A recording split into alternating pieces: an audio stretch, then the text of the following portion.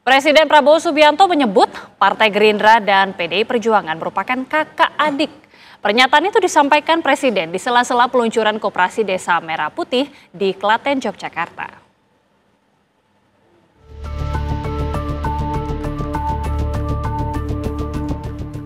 Presiden Prabowo Subianto menyebut Partai Gerindra dan PDI Perjuangan merupakan kakak adik.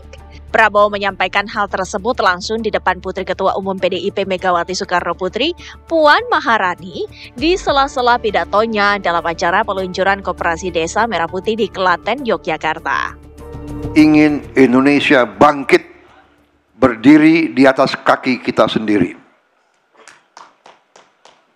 Itu semboyan proklamator kita, pendiri bangsa kita, Bung Karno. Yang saya katakan Bung Karno adalah milik seluruh rakyat Indonesia.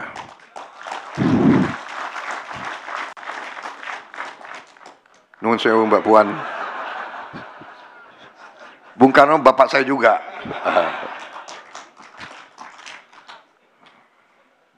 Mungkin kalau dipotong ini, yang keluar marahin juga ini.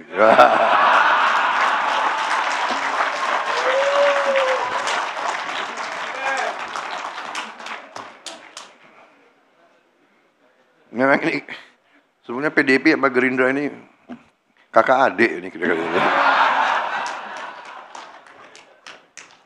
Tapi benar, kita ini karena apa ya?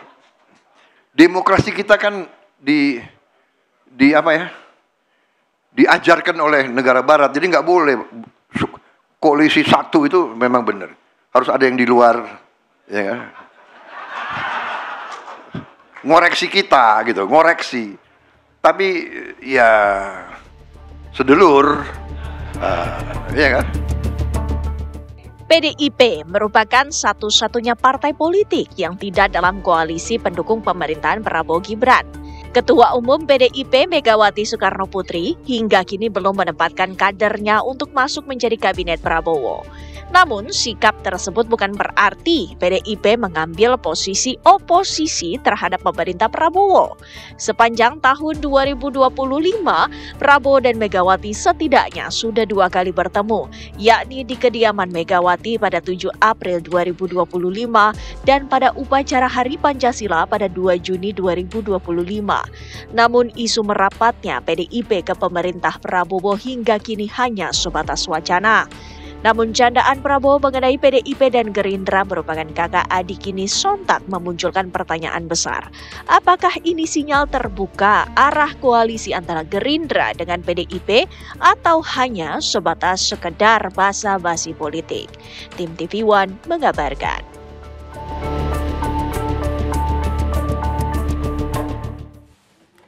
Presiden Prabowo Subianto mengibaratkan hubungan PDI Perjuangan dengan Gerindra seperti kakak adik. Apa maksud dari pernyataan Prabowo usai berbicara mengenai hubungan partainya dengan partai yang dipimpin Megawati Soekarnoputri itu? Kita akan membahasnya bersama dengan pengamat politik dari Universitas Indonesia, Cecep Hidayat. Selamat sore Mas Cecep, apa kabar? Selamat sore Mbak Gita, alhamdulillah kabar baik. Gimana kabar Mbak? Kabar baik juga Mas. Kita juga dengar ya tadi sudah pernyataan dari Presiden Prabowo Subianto menganalogikan hubungan Gerindra dan juga PDIP seperti kakak adik. Betul. Dalam konteks keluarga kan kakak adik nih sebenarnya kadang berantem, kadang baikan juga. Tapi kalau dari konteks politik, bagaimana membacanya Mas Cecep? Oke, jadi gini ya, kenapa Presiden Prabowo menyebut dirinya dan juga keluarga besar PDIP sebagai kakak adik, saya kira dapat dijelaskan dalam beberapa penjelasan ya. Pertama begini, Prabowo Subianto merasa punya hubungan ya dengan PDI Perjuangan, dengan Megawati. Hubungannya bukan sekedar hubungan aliansi strategis, tapi hubungan historis emosional. Historis emosional. Ya, bagaimana dirinya pernah jadi cawapresnya PDIP di 2009.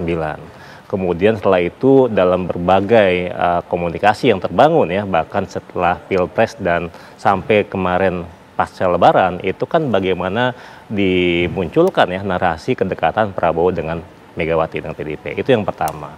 Kemudian yang kedua, saya kira Prabowo sedang membutuhkan ya, dirinya kan punya banyak program yang perlu dukungan APBN.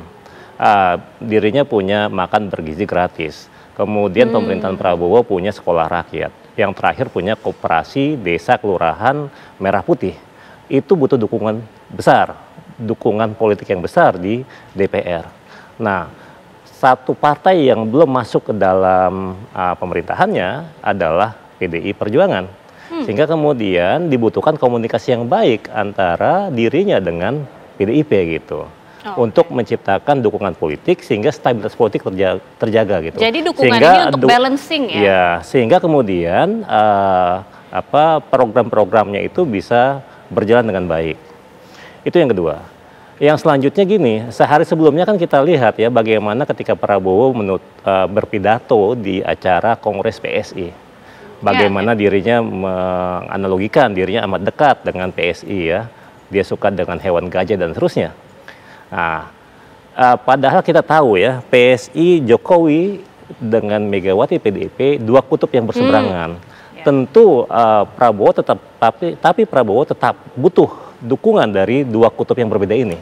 Setelah satu hari dia menyampaikan dirinya dekat dengan PSI dan Jokowi, tentu di hari setelahnya dia harus bisa ya menyatakan juga dirinya dekat, punya hubungan tadi emosional historis dengan Megawati dan PDI Perjuangan. Oke, artinya dengan ucapan Pak Prabowo ini berusaha untuk menjangkau kedua kutub baik itu dari PSI maupun dari PDIP, terutama dengan PDIP baru-baru ini dengan analogi kakak adik tadi, begitu Mas Cecep? Iya, jadi ini bagaimana Prabowo akhirnya itu telah bertransformasi ya dibanding Prabowo 2019 atau 2014. Dirinya sekarang sudah menjadi seorang politisi sebenarnya. Oke. Bagaimana dia bisa berusaha lentur ya dengan elit-elit politik yang lain gitu. Agar apa? Agar semuanya memberikan dukungan pada dirinya agar stabilitas politik terjamin gitu. Tapi kan menarik juga Mas Cecep, tadi tidak lama juga Pak Prabowo sempat mengatakan baik juga ada partai-partai yang berada di luar untuk bisa memberikan masukan, memberikan kritikan. Apakah artinya dukungan yang diinginkan Presiden itu bukan berupa masuk ke dalam pemerintahan, tapi memang di luar saja? Iya. Karena gini ya, ketika Prabowo terpilih jadi presiden, dia ingin mengajak semua kekuatan politik itu mendukung dirinya. Bahkan PSI yang angkanya kecil sendiri kan kemarin dikelakarin ya di Kongres. Oh kok kecil itu banyak nih yang dalam kabinet nih, hebat banget gitu ya. Nah, tapi gini ya, kenapa akhirnya dia butuh dukungan ini semua ya? Di awal dia ingin semuanya persatuan, tapi kan dia harus realistis ya. Mungkin ada persoalan yang belum menjadi titik temu di antara dirinya dengan PDI Perjuangan. Ya, PDI Perjuangan sendiri ya di bawah kepemimpinan Ibu Mega tentu ketika keluar sudah solid, tapi di dalamnya sendiri mungkin bisa jadi tidak punya satu kepentingan yang utuh gitu. Ada yang berbeda, mungkin ada tarik menarik ya, mereka yang memang menginginkan di luar, ada juga yang di dalam gitu, di dalam rumah kekuasaan, maksudnya berkoalisi dengan pemerintahan Prabowo.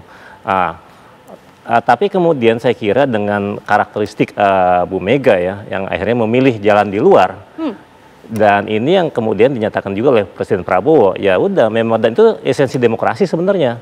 Bagaimana PDI Perjuangan sebenarnya menjalankan fungsi saling mengawasi dan saling menyimbangkan, check and balances gitu. Oke, kembali lagi ke konteks kakak adik yang tadi disebutkan oleh Pak Prabowo. Kakak adik ini apakah ketika Mas Cecep mengatakan ya sudah berarti PDIP berada di luar, tapi ketika ada kebijakan yang dilakukan pemerintah, layaknya kakak adik itu menuruti kemauan kakak ya? Atau bagaimana? Karena konteks kakak adik ini kan menarik ya Mas Cecep. Ya memang kan kalau kita bicara ya pemikiran politik tradisional ya, memang masalah politik ini kekeluargaan itu menjadi terminologi yang penting sebenarnya.